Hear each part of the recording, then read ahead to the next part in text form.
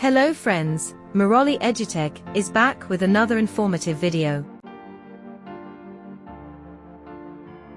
Provinces of Gambia. In Gambia, provinces are now referred as local government areas or LGA, which is divided into districts.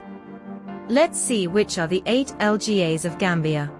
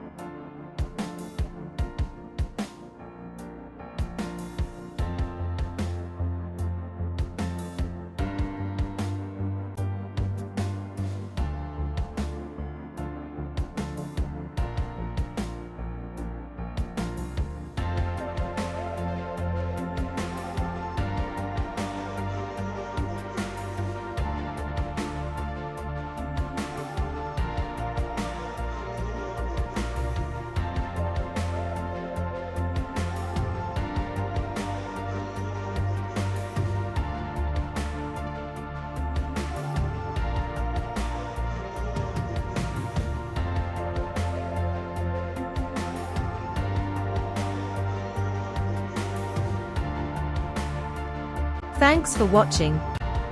Hope you found this presentation informative, and we request you to kindly share and subscribe, and don't forget to click the bell button for notifications about our upcoming videos.